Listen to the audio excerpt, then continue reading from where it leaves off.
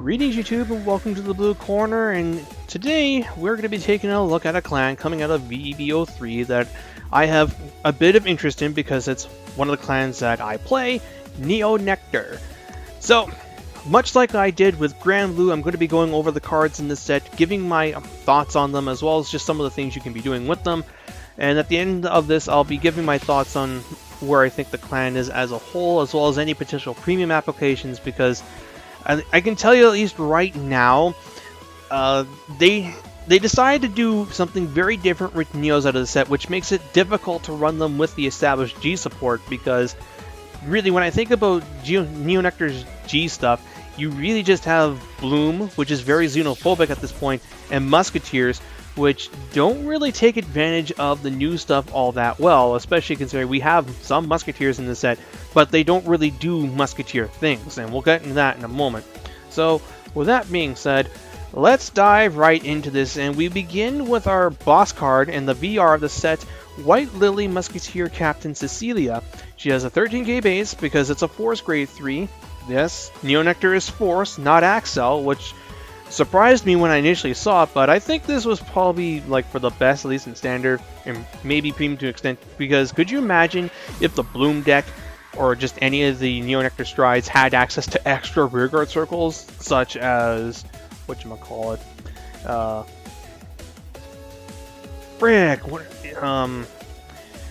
it was the Fighters Collection stride that you could clone things equal to the number of face-up copies of itself. You don't play it anymore, but like it's useful for non-Bloom decks, as well as, oh yeah, what's her name, Selfina? Yeah, you could potentially get Selfina, and as well as Lieta. Like Lieta's the one I keep thinking about because like it's a good first stride, and yeah. So anyway, enough about that. What about Cecilia herself, and what does she do? Well, Cecilia is actually probably the most like Musketeer of the cards in the set because she's very much like her original. Activate by once per turn, counterblast 1 on Vanguard, retire one of your rear guards, look at the top 5 cards of your deck, call up the 2 cards from among them to your rear guard circles, and shuffle the rest back into the deck. However, if you happen to have a grade 3 in your soul, you get to call up to 3 units instead, and 3 units in your front row get power plus 10,000 until end of turn. So, that's quite a bit there. Like for just one skill, you get quite a lot of value off of this. Like in a vacuum, Cecilia is nuts. Like you trade 1 card in for 2, so it's an overall +1. But if you get the full bonus effect, it's an overall +2 while also buffing your front row. And because you're going to be your second ride, you'll have 2 force circles already in place. Chances are they'll be on like your front row rearguard circles. So you can take any 1 card, like your draw for turn, and sack it into 2 attackers that will be hitting for really decent numbers. Like we're looking at 20 to 30k front row attackers, and that's part of the reason why people have been comparing this deck to Spike Brothers, because its playstyle is very reminiscent of Spike's. You build a board, you make it really big, you swing, and that's really it. The difference between Neo Nectar and Spikes is that Spikes require more cards out of hand to make their boards, and it's not as easy for them to recover from continual board wipes. However, they can also produce higher numbers than Neo Nectar can, because that second ride Cecilia turn seems really spicy and all, but Spike Brothers can do that on their first grade 3 ride by just simply riding safe free while having a Brachii or Juggernaut maximum already in play by that point, and then you just call them out, and that Brachii will be plus 10k, and if it's on a 4 circle, it's already going to be a 30k attacker. Use safe free skill, yeah. You get what I'm getting at. So, however, as someone who generally prefers consistency over power, I'm totally fine with Neo Nectar being the less powerful but more like advantage-oriented Spike Brothers, especially when your ability to produce a board is really free in a lot of cases, and we'll see that as we get deeper into these cards. But Cecilia itself is a very good card. Even if Neo Nectar ever gets a second batch of support and gets a good VR, this is going to be something that can be used alongside it, and like this card will only get better as she has more call targets. And it's actually one of like the few cards I look at in here that actually has some applications premium, because you can just ride first and call 2 things and immediately like rush your opponent or something. Like I feel like this deck has potential rushing power based on how some of the cards are. So yeah, Cecilia gets a pass. Then for the triple rares, we have 2 of them. First one is Pansy Musketeer Sylvia. Sylvia also gets the origin rare slot for this, and it is of her promo art, which in my opinion is like the worst of the bunch. Sylvia's other art, the one that you get in Try 3 next, looks just much nicer, and I wish that was the OR art instead.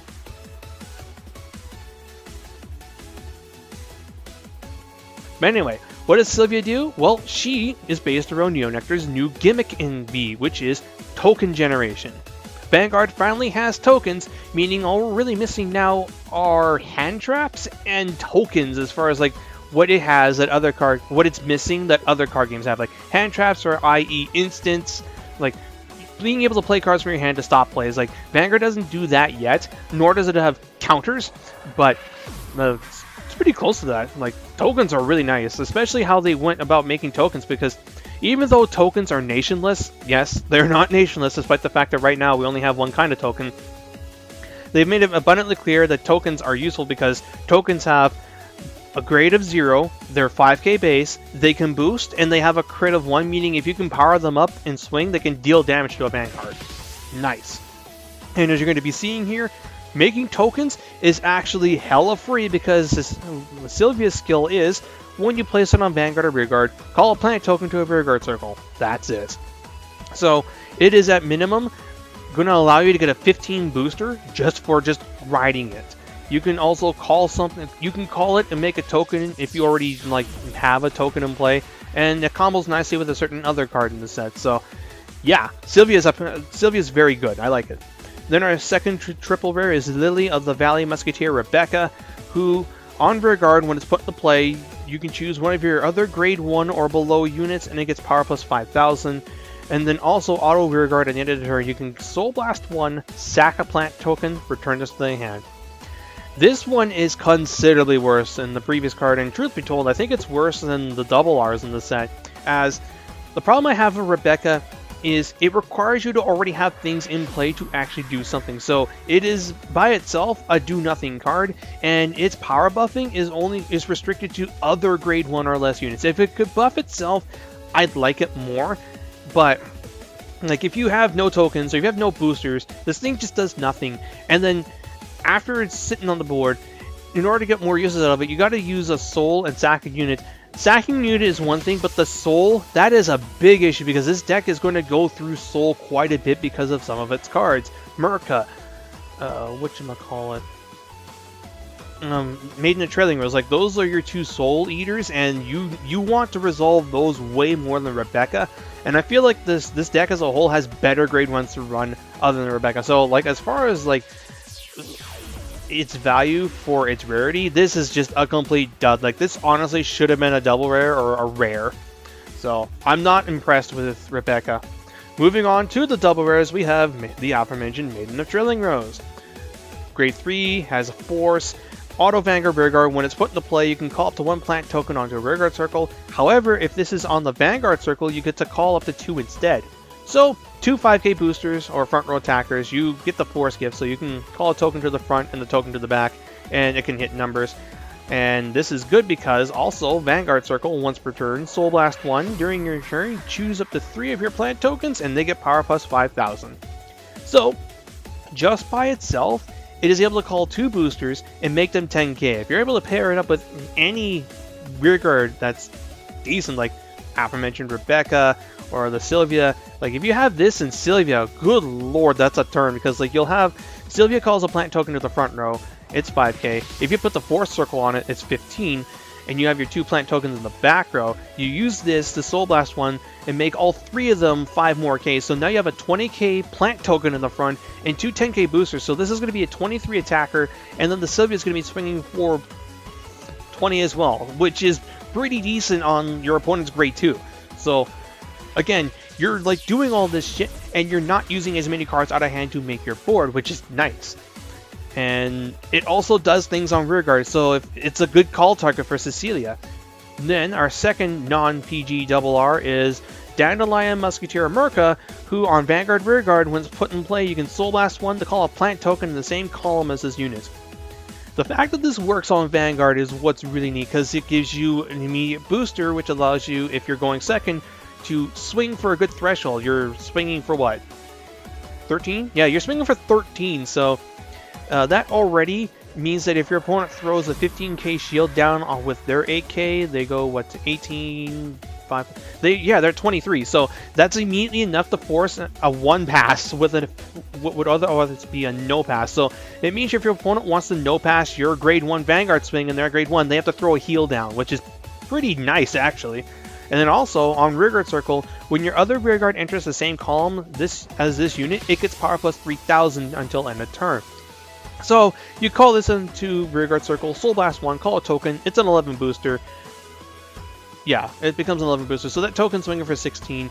And what's neat is you can do that, and then you can sack the token for Cecilia and call 3 guards down instead, and then it gets an additional 3k. So it's now a 14 booster, potentially boosting as a, what is it? You could boost the Cecilia to make it a 24k line at minimum, probably 34 if you apply the Cecilia buff, and then 44 if you've got the 4 circle on it. Add 3k more, making it 47 if you're boosting a Maiden of Trailing Rose. Yeah, I like this card a lot. Like, I feel like this should have been the triple rare, and Rebecca should have been the double. And then our perfect card for this set is Maiden of Blossom Rain. So it's a Maiden of Draw PG, which could be relevant for the Maiden of deck. Then, moving on to the rares, we have Exploding Tomato as our 3rd grade 3 with the gift. And this one I would probably run at 2. And his skill is, on Vanguard Rearguard, once per turn, you can not counterblast, it's actually free. You can just retire 2 plant tokens to draw a card and get 10k. Also, Rearguard Circle, at the end of the battle where it units attacks, you can retire it in order to call up to 2 plant tokens to Rearguard Circles in the back row. So, basically, you ride Maiden of Trailing Rose, call your 2 plant tokens to the back row, call this guy down, sack them, draw a card, become 23, 33 with the force marker on. Yes, you lose out on the potential big boosters, but this guy's already hitting for the same power level that you would have gotten with a 10k plus, with a 10k token, and your Vanguard's still going to demand your opponent guard it if they don't want to risk being hit, because you're hitting for 13, so that's enough to hit any Force Vanguard that's not named Novell or Exculpate. And then after he dies, you get your 2 tokens back, so then your Vanguard can just swing and you're now back up to 18. Yeah, so yeah, it's good. I like it. Then moving on to the rare grade 2s, we have first Lily of the Valley Musketeer Kaivant.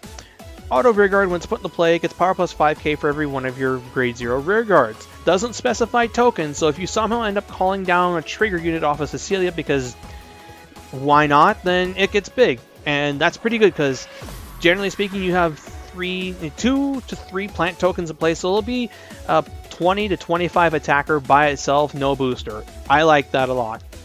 And then our last rare grade 2 of the set is Spiritual Tree Sage Irminsul. So 10k base power as well. On Rearguard, on play, counterblast 1. If you have 2 or more grade 0 Rearguards, you get to draw a card and then buff your column that this guy is in by 5k per unit. So TLDR, this guy will be a minimum 15 attacker if you have nothing in this boosting him, but if you have a plant token behind him, then that 15 line becomes a 25 line on turn 2, the earliest you can get there. So like if you ride Merca and then you ride Sylvia and you have this in hand, then your Sylvia is going to be swinging for 15, this is swinging for 25, and you drew a card on top of that. I like this card a lot, and this is probably the also staple 4 of alongside Sylvia, and then you have Kaivant here filling up the ranks. If there's ever a better grade 2 to come up and release as a promo, and I believe there is, Kaivant might get cut, but Irminsul's good. I like him. And then, let's see, our last non-PG rare is Fruit Basket's Elf. So, by cost, Soul Blast 1 and retire this unit, you get to call up to 2 plant tokens to your Rearguard Circle, and if your Vanguard is grade 3 or above, they also get plus 5,000. So, sack itself, call 2 tokens. If you have a grade 3 Vanguard, they're 10k boosters, or 10k attackers. This is probably going to be the last grade 1 you play in your deck, and it's either going to be a 2 or 3. I don't know the ratios of the deck just yet, but yeah, I like this. And it also eats up Soul alongside Merca and Maiden of Trailing Rose. So again, just more things against Rebecca as being a grade 1 you play in this deck. Like, if you haven't figured it out at this point, I don't like Rebecca in here. I like Fruit Basket's Elf, and I like Merca, and there's one other card in here that I like that is in the common. Alright, so moving on to the other cards here, our last rare is the Perfect Guard. It's not a Musketeer or a Maiden of, so it's irrelevant to me. Moving on to the comments, we have Maiden of Pure Splash. It does not have a gift, and when it's put on to play, so when you ride it on Vanguard, you can Counterblast 3, call up to 5 plant tokens to empty rearguard circles, select up to 5 of your plant tokens, and during this turn, they get power plus 5,000 for each of your grade 0 rearguards. So if I'm reading this correctly, it's basically Counterblast 3, call a board of tokens, if possible, and each one of those tokens will get plus 5k per token. So assuming full board, they're going to be all 30 attackers, if I'm correct. I mean, a board of 30 attackers is nice and all, but it only works on Vanguard, no gift, and Counterblast 3, and this deck has no countercharging. Granted, you're not using as much Counterblast as you think you would, however, this is still quite a bit of commitment, and it also doesn't help the Maiden of deck in Premium, so pass. Then we have Iris Knight. When this unit is boosted during this turn, it gets power plus 3,000. No.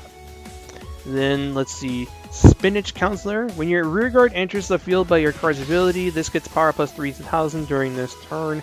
So anytime you call a plant token, it gets plus 3k. If you call effects cards off of the effect of Cecilia, also gets plus 3k. I mean, it's something, but I don't see it being worth playing over Kaivent. And as a result, I'm probably going to pass on it.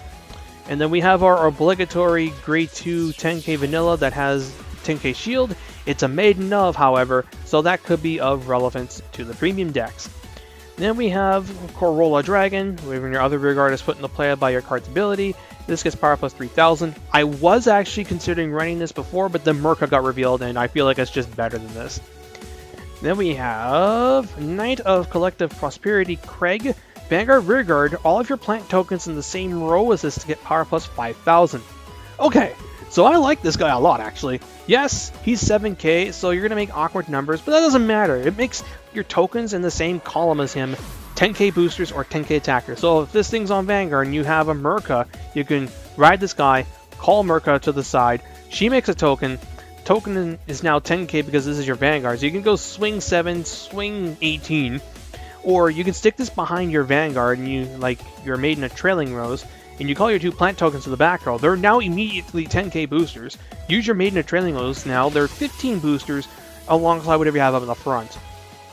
Yeah, I like this guy a lot, and I think I'm going to play him at 4, and then after that, Sweet Basket Elf is the last card. And then our starter is Broccolini Musketeer Kira, which has the same skill as the generic starters. So Musketeer starter is back in here. And then for the triggers, we have Night Queen Musketeer Daniel, so a Musketeer crit. Then we have the Chestnut Bullets, and then we have Dancing Sunflower, and our heal trigger is Watering Elf, which was a stand originally. And then you get 2 kinds of plant tokens, this one and this one. I think I prefer this one over this one. But in any case, the thing to note here is that we have 1 Musketeer trigger, and it is a crit. So the premium deck can play this guy, the Musketeer crit that counts as a normal unit in drop, field, and guard circle. Maybe the draw PG, or yeah, probably the draw PG, and then the Musketeer heal, and there you go. So yeah, that is it. Yeah, so as mentioned before, the origin rare for this set is this card here, and then I've also seen the ultra rare and the SVR. They look nice, but I'm definitely not going to cry if I can't get a hold of them. Hopefully this card won't be outrageously expensive. I think it's going to be between... There's a very good chance this might be the most expensive card in the set, just because I feel like Neo Nectar is the best deck out of this set. I do believe that they are better than Gold Paladins by a mile. Like Gold Paladins... Oh boy. Gold Paladins turned out to be just another Axel clan, which is really unfortunate because they looked really promising, but like I feel like that deck is very Glass Cannon-esque, and once it runs out of gas, it's toast. Like it has 1 form of countercharging, no soul charging, and it uses a lot of soul for its skills. Like if you think this deck is Soul Blast heavy, Gold Paladin has it beat. And in addition to that, it cannot make good numbers like that of some of the other Axel decks. And as a result, it has to rely more on high rolling to win its games rather than actually being a good Axel deck. So as a result, I feel like Gold Paladins are going to be a bust until the next set comes out, and hopefully Garmor and friends will be able to help Izzle out. Because as it is, I feel like it's better than Aquaforce, tied with Nova Grappler, but worse than Pale Moon and Murakumo in regards to the other XL clans. And an Angel Feather, that one's going to be a difficult one to crack. I feel like it's definitely not as bad as people make it out to be. I do think it's not as good as Neo's, but it's definitely not one to be underestimated. Angel Feather diehards swear by the deck, and I've learned in the past that anytime I don't respect Angel Feathers is usually when I get bodied by something stupid, so there's that. And then Neo Nectar, like, this deck plays very, again, like Spike Brothers, except for using less cards out of hand, you're making smaller numbers, but making a board for less trouble can go a long way, and at least on paper, this looks like this has a reasonable chance of getting in. However, I don't think any of these decks are going to be able to actually break into the meta. Neo Nectar will fall just short of tier 1. It'll be high tier 2, but much like with Spike Brothers, it's going to struggle competing against the established decks of Oracle Think Tank, obviously. Like, none of these clans can beat Oracle Think Tank very reliably. Shadow Paladins, this one's going to be iffy. I think Neo Nectar can make a board just as fast as Shadow Paladins can kill it, but repeated PBT swings can also be rather taxing. Kagero, I don't know about that one. And Murakumo, admittedly, Maiden of Trailing Rose is not the worst thing to be on if you get Zombaku locked. I'll have to see how that one goes too. Like, I think you should be able to beat Murakumo. And then, like, yeah, well, the other clans, it's whatever. Like, as far as I'm concerned, the other clans are just whatever. And the ones I want to focus on are the big four, so to speak.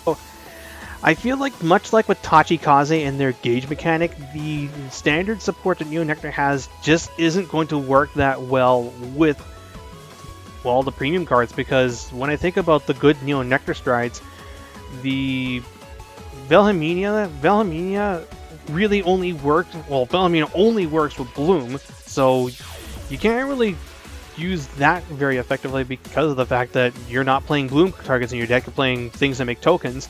So you have to rely on more of the cloning things because the Musketeer cards don't really do Musketeer things. You're not going to be playing very many of them.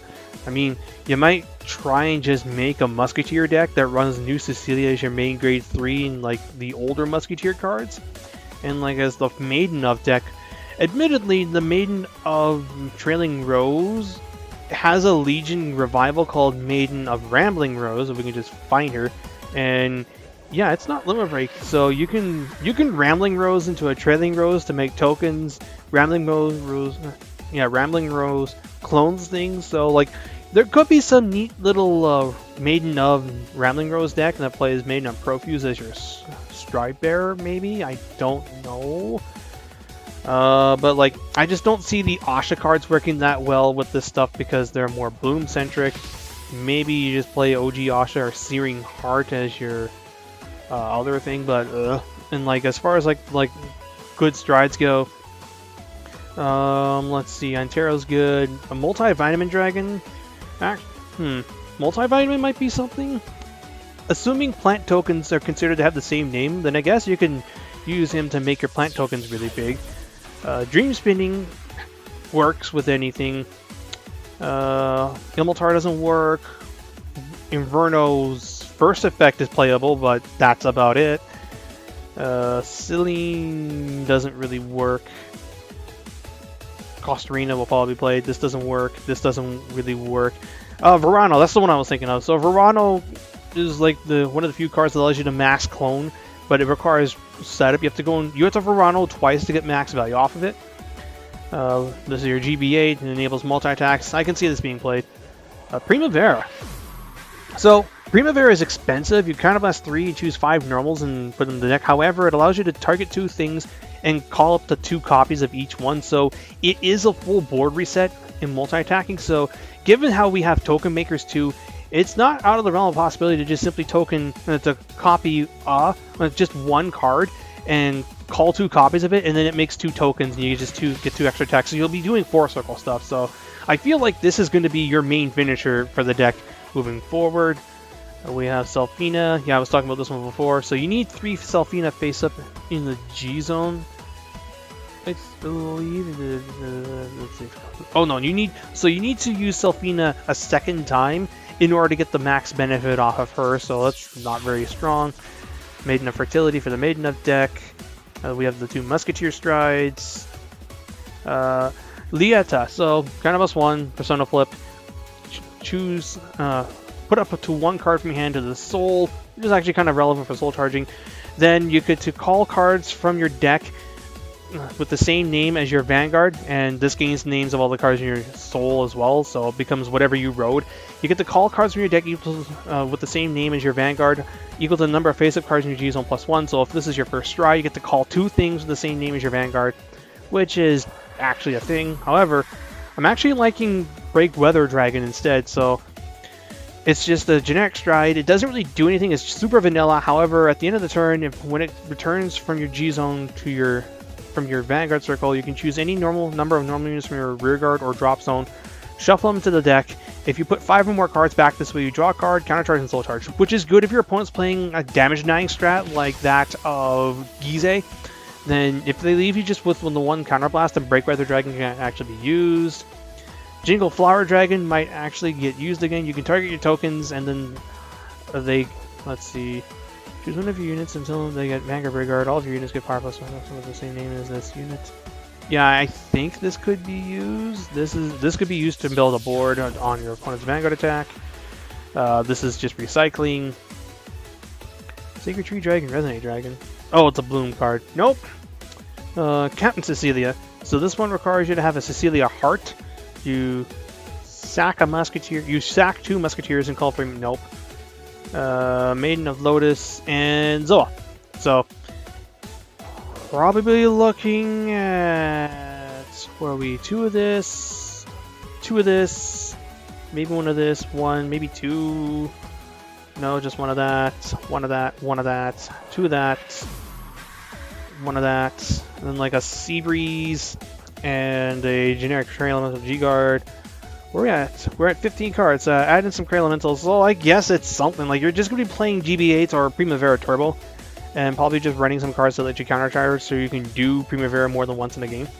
So, yeah, so those are, again, my thoughts on the Neo Nectar deck. Unfortunately, the V stuff isn't going to work that well with Premium. However, in Standard, I think the deck looks reasonably decent. It, of all the clans coming out of this Ultraverse set, has the best chance of breaking in, and it might even just be the best deck of Tier 2, and it could break in the top 5. It really depends on how good its Shadows and Kagura matchup are, because if it's able to deal with Shadow Paladin efficiently, then it actually has a reasonable chance of pushing Murakumo out. Who knows? We'll see. Granted, Kaguro's seen a significant drop-off in play, so this could end up being the 4th best deck. It's all speculation, so that said, once more, comment down below on your thoughts on Neos coming out of this set. What do you think of them? Are you happy with the token mechanic? Do you wish they did more of this? And that's pretty much it. So until next time, this is Boost39, jacking out.